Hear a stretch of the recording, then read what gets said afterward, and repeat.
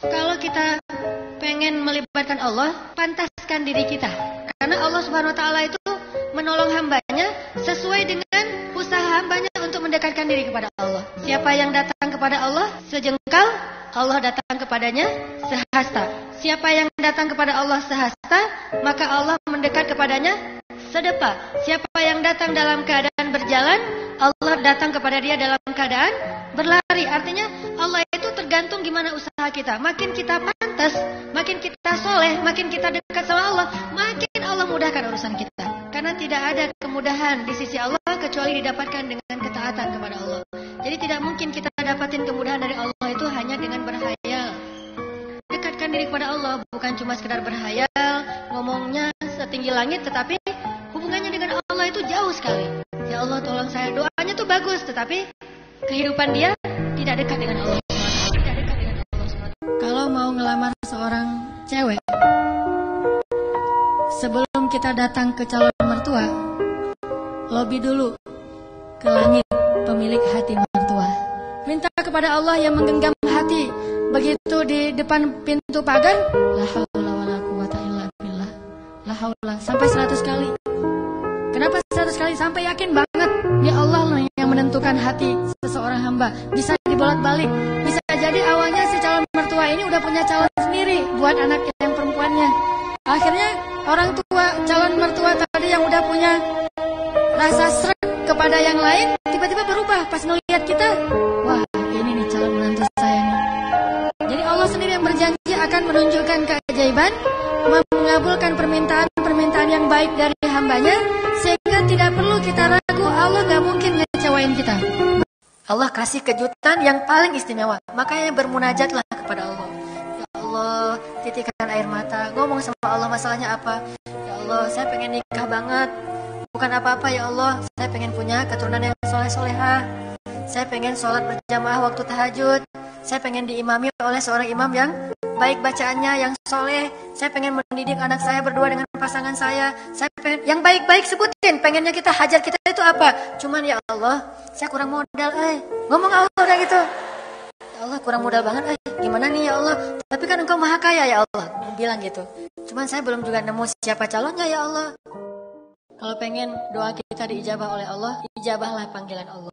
Falyastajibu li wal yu'minu bi la'allahum yarshudun. Penuhilah panggilan Allah dan berimanlah kepada Allah supaya kalian mendapat petunjuk. Jadi kalau kita mengijabah panggilan Allah, Allah mengijabah panggilan kita. Begitu Allah bilang, Allahu Akbar, labbaika ya Rabbi, aku penuhi panggilanmu ya Allah. Datang buru-buru, wudu langsung datang ke masjid.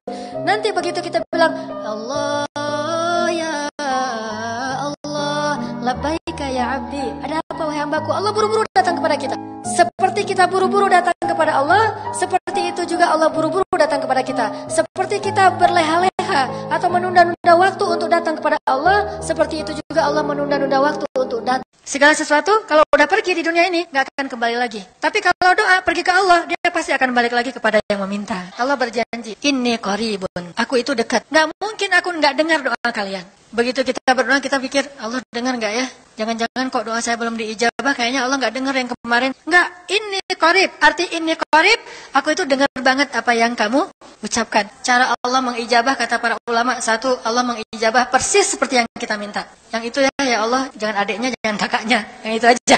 Dua, Allah mengijabah yang lebih baik dari yang kita minta. Mungkin yang kita minta kok nggak itu yang dapat, nggak masalah. Pokoknya Allah pasti ngasih yang terbaik buat kita. Ternyata yang terbaik buat kita nggak pernah terfikirkan oleh kita. Yang penting doa itu nggak disia-sia. Nggak mungkin Allah mengecewain kita lewat doa. Yang ketiga, Allah kalau nggak ngasih persis, ngasih yang lebih baik, dikasih di akhirat. Bahkan itu lebih keren daripada di dunia. Kok di akhirat sih? Ntar dulu. Akhirat itu jaraknya nggak jauh dengan kita. Cuma 60 tahun.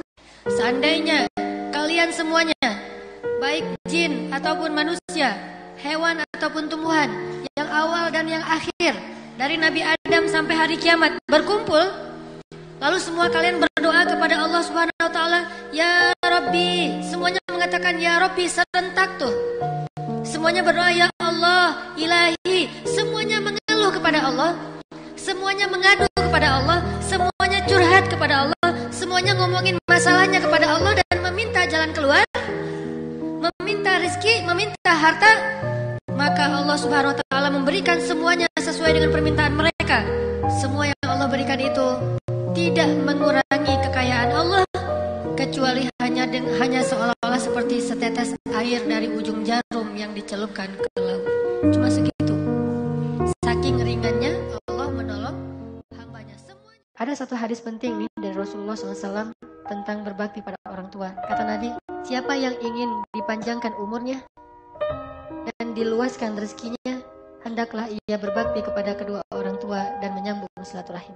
Ternyata berbakti kepada orang tua kita itu adalah syarat untuk diberikan umur yang panjang. Arti umur yang panjang bisa umur benar-benar Allah tambah secara durasi waktu, bisa berarti umur kita yang panjang itu artinya kehidupan kita itu sangat bahagia sepanjang hidup. Tidak ada yang sia-sia. Sehingga kalau kita merasa bahwa pekerjaan kita mulai banyak masalah, usaha-usaha kita mulai merugi, lalu kita mencari-cari penyebab ini kenapa usaha saya rugi. Kita evaluasi sekian banyak hal, tetapi jangan lupa yang pertama bukan itu. Evaluasi dulu hubungan kita dengan Allah.